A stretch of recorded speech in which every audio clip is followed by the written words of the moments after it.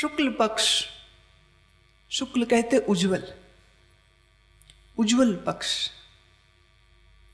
मृत्यु उपरांत दो मार्ग, एक को कहा उत्तरायण, एक को कहा दक्षिणायन। उत्तरायण मार्ग जो है इसके और दक्षिणायन मार्ग के जो भेद हैं, अब श्री कृष्ण उन भेदों की ओर इशारा दे रहे हैं। जिस मार्ग का देवता सूर्य है, दिन का अभिमानी सूर्य है, अग्नि जैसी ज्योति है जिसके भीतर शुक्ल पक्ष होता है।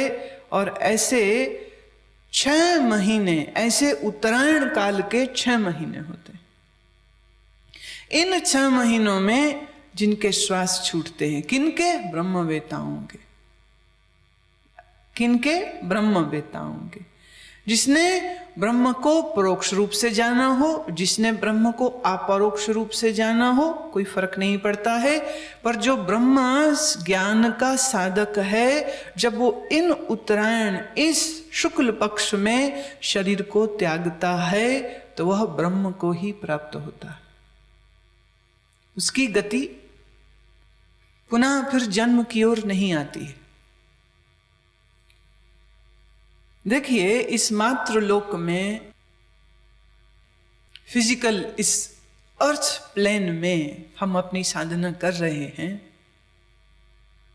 पर योगियों ने कुछ इस के अलावा भी कुछ और तल कहे हैं, जिन तलों में सूक्ष्म शरीर के द्वारा रहा जाता है। तो जो साधना यहां थोड़ी बहुत अगर कोई कमी रह भी जाए तो वहां पूरी हो जाती, जिसे एस्ट्रल प्लेन कहा जाता है।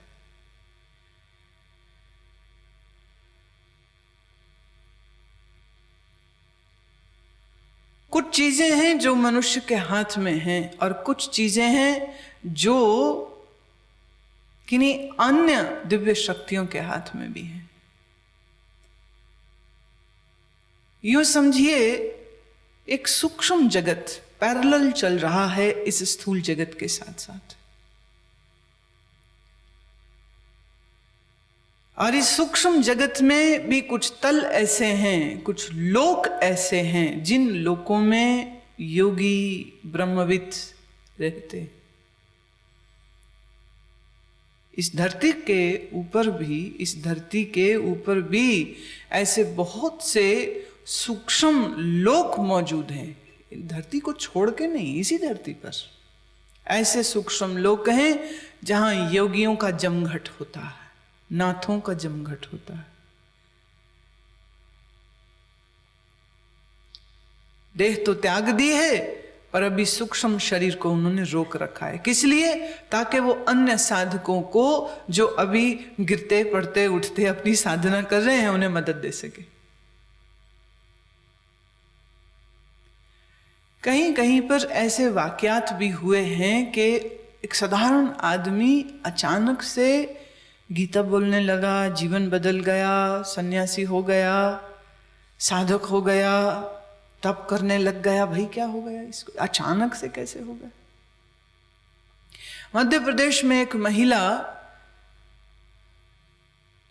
को ऐसे ही एक सूक्ष्म शरीरी योगी से भेंट हुई, और उस योगी ने, इसको जाने इसका क्या ऐसा पुण्य प्रताप था कि उसको एक ऐसी विधि सिखा दी जिसके अभ्यास से अपने तमाम बाकी के जीवन काल में न उसने अन्न खाया, न उसने जल पिया, और सूरज के द्वारा वो सीधा अपना न्यूट्रिशन ले लेती थी। बिल्कुल अनपढ़, कुछ नहीं जानती, कोई सत्संग नहीं, किसी महात्मा के नहीं गई, कभी कुछ नहीं किया उसने, और उसको ये सब उपलब्ध हो गए, सहज से कृपा हो गई। मेरे जानने में एक व्यक्ति, वो बताते हैं कि एक बार वो अमरनाथ की यात्रा करने गए, और उनके साथी सब आगे पीछे हो गए, तो वो कुछ थक सा गया, तो लगा कुछ विश्राम कर लूं, पेड़ की ओट मिल जाए, छाया मिल जाए, तो इसलिए वो थोड़ा सा पहाड़ पर चढ़ा और एक पेड़ उसने चुना कि ये ठीक रहेगा मेरे लिए। अब जैसे ही उसने अपनी चादर बिछाई, उसे बहुत जोर से जय हो भोलेनाथ, बाबा जी के मार्ग में है तो यही घोष होगा, तो वो उनका घोष किया और लेट लिया।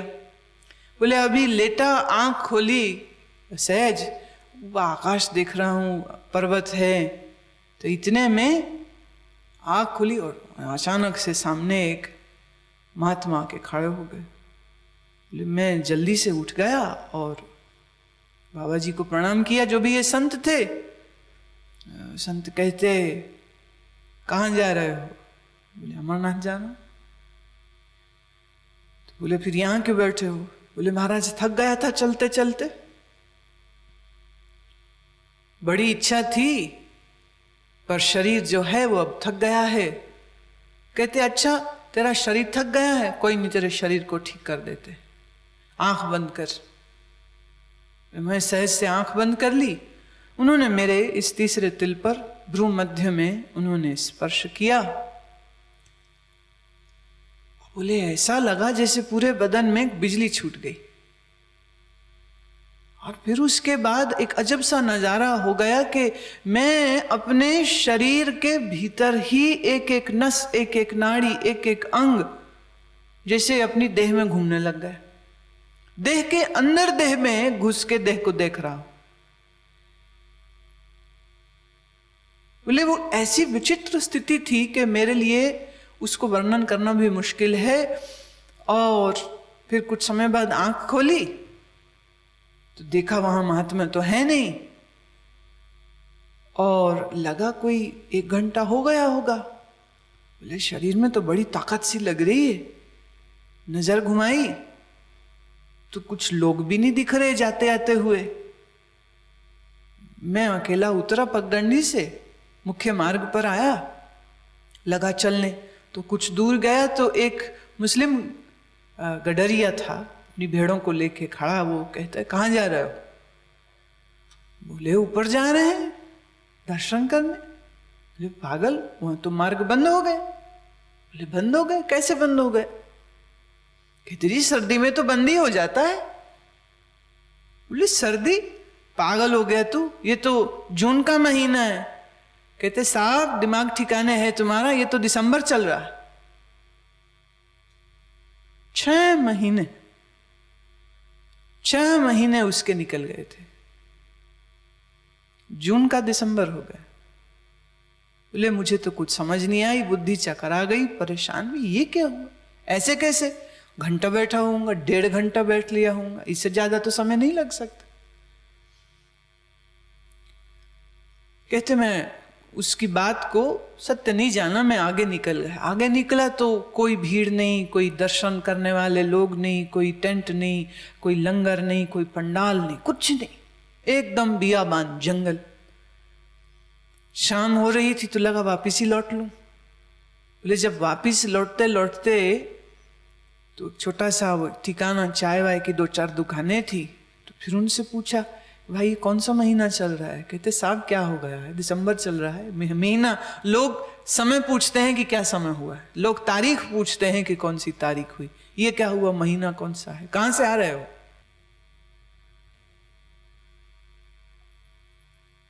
कहते मैं आज तक समझ नहीं पाया वो कौन थे, लेकिन यह है कि उनसे हुई इस मुलाकात के बाद से मेरे पूरे शरीर, मेरे मन, मेरे स्वभाव, मेरी बुद्धि में ऐसा परिवर्तन हुआ कि उसके बाद से अब कभी भी जब आंख बंद करके बैठता हूं तो अपने आप से शरीर में आसन भी लग जाते हैं, अपने आप से मेरे प्राण अवरुद्ध होने लग जाते हैं, और अपने आप से भीतर ऐसी ऐसी अनुभूतियां मुझे मिल रही हैं, मेरा तो जीवन पलट गया। कौन थे वो मैं जानता भी नहीं, कैसे थे, कहाँ से आए थे, कहाँ गए, बोले कुछ नहीं, मेरे को कोई ज्ञान नहीं उनके बारे में। इसी सृष्टि में, इसी पृथ्वी में ऐसे सूक्ष्म बहुत से तल चल रहे। देखिए ना, अभी भी जहां आप बैठे हैं इस समय पर, यहां बाहर क्या कहना, तुम्हारे अपने ही शरीर में करोड़ों माइक्रो ऑर्गेनिजम्स हैं, तुम्हें उनका कोई ज्ञान है? अकेले तुम्हारी इस बड़ी आंत में और छोटी आंत में मिलियंस ऑफ बैक्टीरिया, मिलियंस। आपको कोई खबर नहीं है उनकी, और उनको कोई खबर नहीं है तुम्हारी।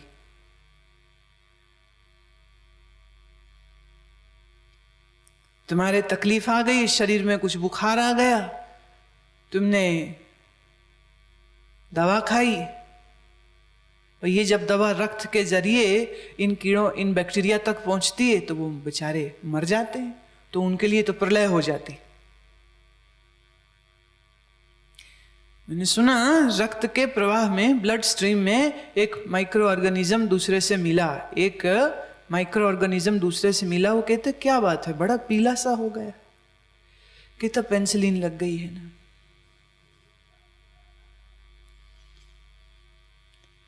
मम्मी पापा तो मर गए मेरे, मैं ही बचा हूं अभी। तुम्हारे शरीर में कितने माइक्रो ऑर्गेनिजम्स, तुम्हें उनका ज्ञान है?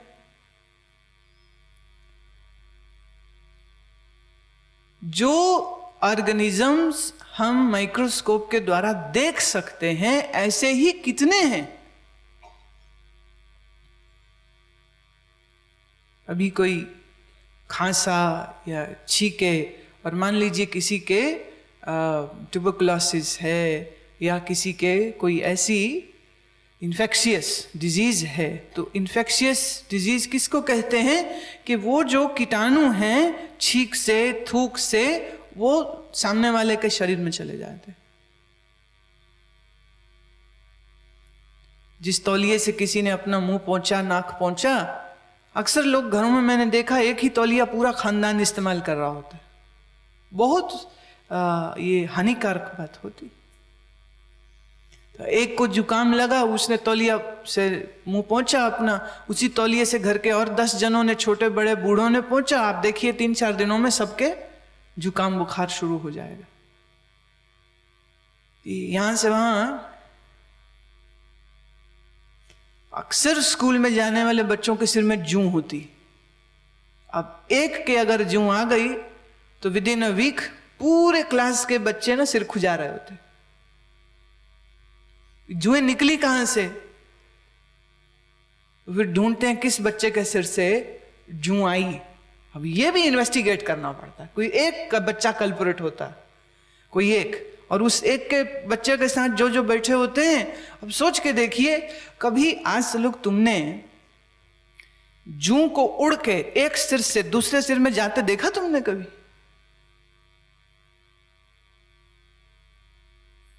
पर एक के सिर में हो तो दूसरे को आराम से पहुंच जाती। देखिए इनका क्या सिस्टम है, इनका ट्रांसपोर्टेशन बहुत जबरदस्त है। ये कब पहुंचती हैं एक सिर से दूसरे सिर, और कैसे फैल जाती हैं ये। माताएं बैठ के सिर से निकाल रही होती हैं, और ये जुएं इतनी स्मार्ट है, यहां वहां घुस जाती हैं, मिलती नहीं। और अगर एक भी बच गई तो उसका रिप्रोडक्शन चालू है। एक समय में वो सैकड़ों अंडे दे देती है, और वो खाल के साथ चिपके रहते हैं, और कुछ ही दिनों में वो उनमें से बच्चे बाहर आ जाते हैं। और ये जो अंडे जो दिख नहीं रहे थे, अब जुएं बन बन के दिख जाते हैं। बच्चे फिर सिर खुजाते रहते। तुम देखो ना, माओं के यहाँ बच्चों के साथ उनका ये कॉन्टिन्यूस प्रोसेस चलता रहता है। शैम्पू लगाएंगी, सिर से निकालेंगी, क्या करें। तो जुओं की पैदावार और पैदाइश और उनका घर तुम्हारा ही सिर होता है। तो तुम्हें मालूम होता है कि तुम्हारे सिर में इतने किराएदार रह रहे, और ये किराएदार ऐसे हैं, किराया देते नहीं, उल्टा खून पीते हैं। कितने ही जीव हैं ना छोटे छोटे, ये जो माइक्रो ऑर्गेनिजम्स हैं। फिर कुछ ऐसे जीव भी हैं जो तुम्हारे माइक्रोस्कोप के द्वारा भी पकड़े नहीं जाएंगे। और फिर कुछ ऐसे भी जीव हैं जो स्थूल शरीर में है ही नहीं, जो सूक्ष्म शरीर में है। अब इन सूक्ष्म शरीर वाले जीवों को तो कोई भी माइक्रोस्कोप कैसे देखेगा, कैसे जानेगा, कैसे पकड़ेगा, और उनकी उपस्थिति का पता भी कैसे चलेगा?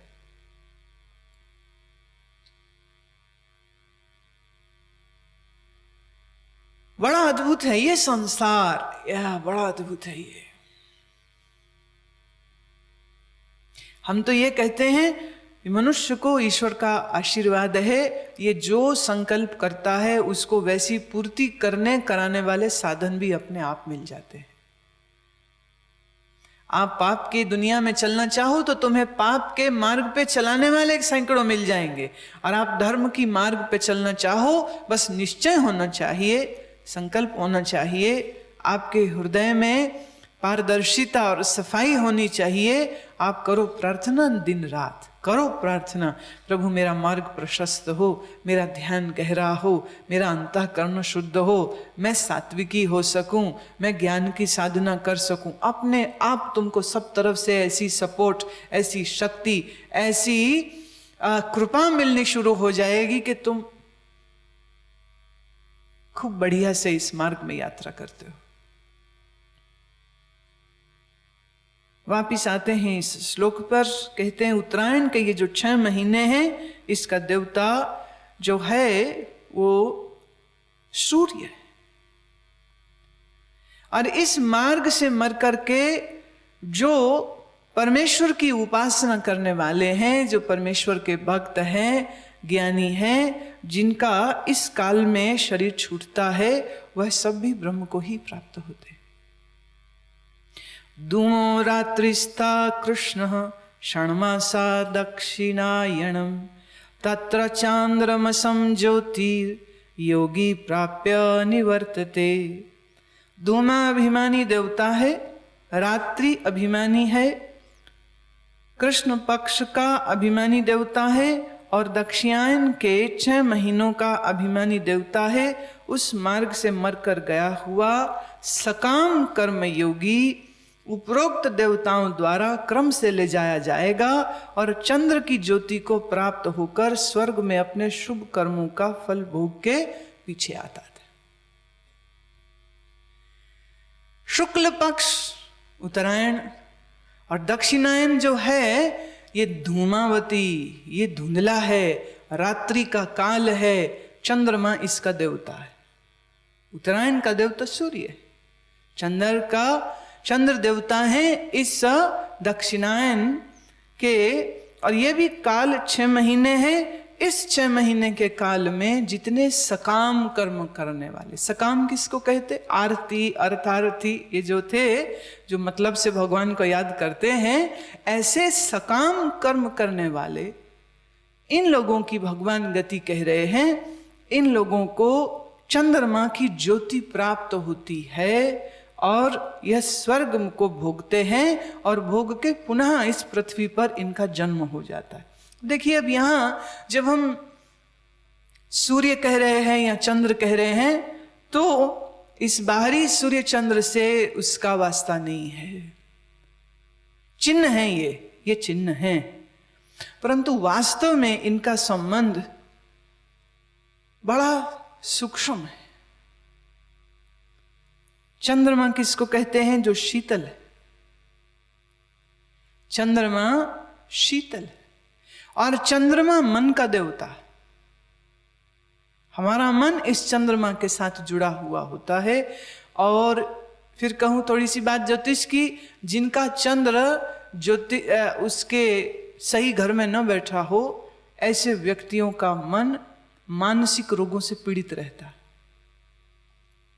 इसका मन हमेशा परेशान, बिना बात के परेशान। बात तो होगी ही परेशानी की, न भी हो तो वो परेशान है।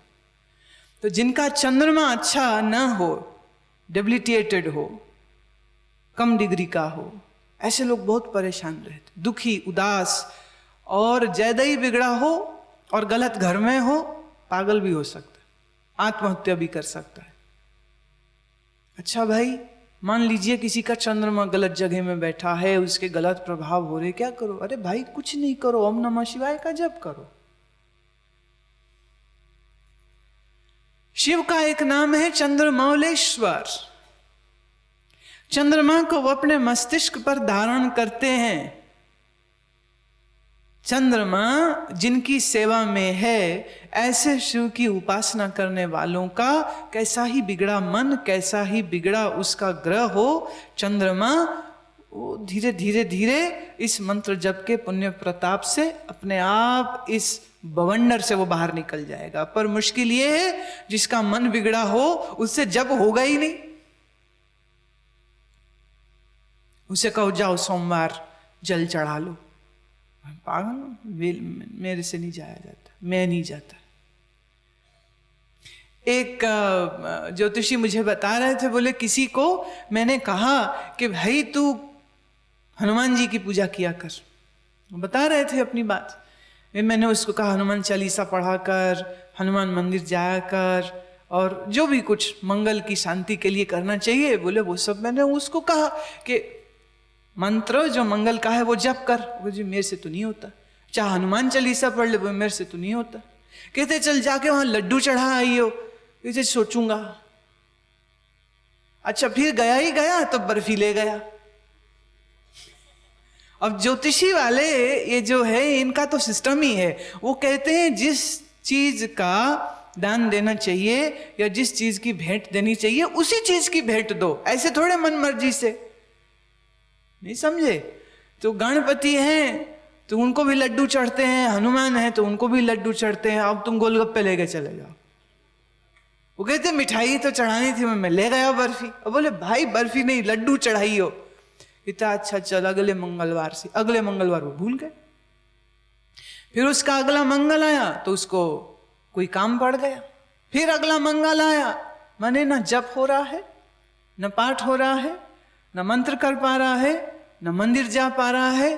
तो इसी को तो कहते हैं ना कि कर्म की गति बड़ी न्यारी है, और जिस कर्म ने आपको घुमाना है, दंडित करना है, वो मंदिर तक तो पहुंचने ही नहीं देगा, वो संत तक पहुंचने ही नहीं देगा। बड़ी विकट, बड़ी जालिम थ्योरी है इस कर्म की, वेरी डेंजरस। कर्म करते हुए आदमी एक बार भी नहीं सोचता, पर अपने ही कर्मों द्वारा जब वो भटकता है तो ईश्वर को दोष देता है कि भगवान मुझे इतने दुख क्यों दे रहा है। भगवान को क्या लेन देन भाई? पहले के श्लोक में सुन चुके हो ना, अनंत सृष्टियां ब्रह्मा के एक दिन में पैदा होती हैं और ब्रह्मा की एक रात्रि में समाप्त हो जाती हैं। तो ब्रह्मा को क्या लेन देन, कौन पैदा हुआ कि कौन मर गया? जब ब्रह्मा को ही कोई लेन देन नहीं है तो शुद्ध ब्रह्म को क्या लेन देन?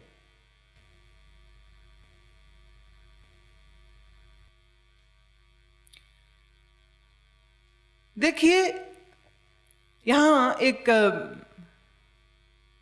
चांद्रमसम ज्योति प्राप्य, चंद्रमा की ज्योति उसको प्राप्त होती है। चंद्रमा है शीतल, ठंडा, सुख वाला। तो इसका संकेत क्या है कि ऐसे व्यक्ति जो इस काल में शरीर छोड़ते हैं उनका मन शीतल रहता है, सुख में रहता है।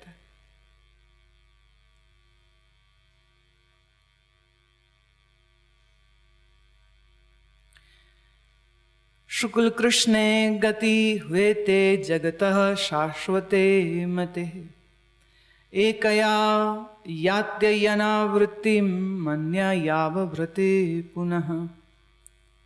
क्योंकि जगत के यह दो प्रकार के शुक्ल और कृष्ण अर्थात देवयान और पितृयान मार्ग सनातन माने गए हैं। इनमें एक के द्वारा गया हुआ पीछे न आने वाला परम गति को प्राप्त होता है और दूसरे मार्ग से गया हुआ वापिस पीछे आता है तथा जन्म और मृत्यु को प्राप्त होता है। तो उत्तरायण पक्ष में जो ब्रह्मवेत्ता, जो साधक, जो ज्ञानी का शरीर छूटे तो वो तो ब्रह्म में ब्रह्मलीन हो गए और तो पीछे लौट के नहीं आएंगे। पर जिन लोगों का इस दक्षिणायन पक्ष में मृत्यु होगा वह लोग वापिस जन्म और मरण के चक्कर में फिर आ जाएंगे। भगवान कहते हैं नैते श्रुति पार्थ जानन योगी मुहति कश्चन तस्मात् सर्वेषु कालेषु योग युक्तो भवार्जुन। हे पार्थ, इस प्रकार इन दोनों मार्गों को तत्व से जानता हुआ कोई भी योगी मोहित नहीं होता। इस कारण हे अर्जुन, सब काल में समत्व बुद्धि रूप योग से युक्त हुआ हो, अर्थात निरंतर मेरी साधना करता रहे। भगवान ये कह रहे हैं कि ये दो मार्ग तो हैं, और जो इसके तत्व को समझता है, देखिए आदमी कितना होशियार है कि जिसको ये मरने के बाद के मार्गों का भी ज्ञान हो तो वो इस जन्म में जीते हुए क्या गलती करेगा फिर बता, क्या गलती होगी उससे? उससे कोई गलती हो ही नहीं सकती, क्योंकि उसको यह पता है कि मरणोपरांत उसकी गति क्या है। बहुत लोग कहते हैं जी किसने देखा मरने के बाद क्या होता है, हमें क्या पता। भाई नहीं पता तो कोई बात नहीं, मत करो विश्वास। जिन योगियों, जिन महात्माओं, जिन ऋषियों ने अपने अनुभव दिए हैं, उनके अनुभवों का अगर तुम आदर नहीं करना चाहते हो मत करो। अच्छा, अगर उनका आदर नहीं करोगे तो क्या करोगे? दुनिया का भोग भोगोगे, भले जब तब साधन इत्यादि करने की क्या जरूरत, खाओ पियो मौज करो ऐश करो।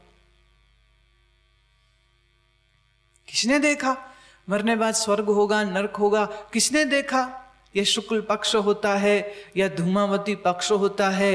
हमें इससे क्या लेन देन? हमें तो ये पता है ये दुनिया सामने है और हम यहां पर हैं और हमें तो मौज लेनी। लीजिए मौज।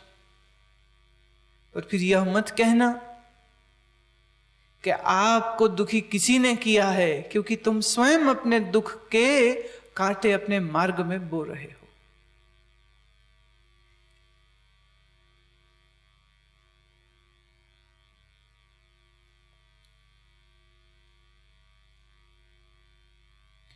महाभारत में भीष्म पितामह को युद्ध के समय पर पूरे शरीर में तीरों से बींध दिया था अर्जुन ने, कि उन्हीं तीरों की बनी शैया के ऊपर भीष्म लेटे, रक्त बह रहा है पर वो प्राण छोड़ नहीं रहे। क्यों? उनके पास ऐसे भी इच्छा मृत्यु का वरदान था, जब चाहे तभी मरेंगे, उसके पहले नहीं मरेंगे। अर्जुन उनको इस प्रकार आहत, घायल, पीड़ित देखता है और वो कहता है कि हे पितामह कि आप क्यों इतना कष्ट भोग रहे हैं और हमसे तो आपका ये दुख देखा नहीं जा रहा, आप क्या चाहते? भीष्म ने कहा अर्जुन धैर्य धरो, अभी दक्षिणायन पक्ष चल रहा है और मैं उत्तरायण पक्ष में अपने शरीर को छोड़ूंगा, अभी नहीं छोड़ूंगा। अगर तू मेरे घायल शरीर को नहीं देख सकता तो मुझे मिलने, मुझे देखने यहां पर तू मत आया कर। अजब है ना ममता का जाल। तीर किसने मारे? खुद अर्जुन नहीं तो मारे। पर अपने इस प्रिय भीष्म पितामह को, अपने गुरु, अपने इस आदरणीय वयोवृद्ध सदस्य को इस पीड़ा में देख करके वो कहते नहीं देखी जाती। बोले देखनी पड़ेगी। क्यों? अभी मैं इस पक्ष में अगर प्राण छोड़ता हूं तो मेरा पुनः फिर जन्म होगा और अभी मुझे जन्म की कोई चाह नहीं है। और ये 6 महीने मैं अपनी माता गंगा के द्वारा दिए गए साधन कर्मों को, और जो इस पुरुषोत्तम कृष्ण ने मुझे सूत्र दिए हैं, अब उन्हीं सूत्रों का अभ्यास कर रहा हूं। मेरी साधना चल रही, फिक्र मत कर। तू मेरी शरीर की पीड़ा देखता है, तू मेरे मन को देख, जो मेरा मन आनंद के हिलोरे ले रहा।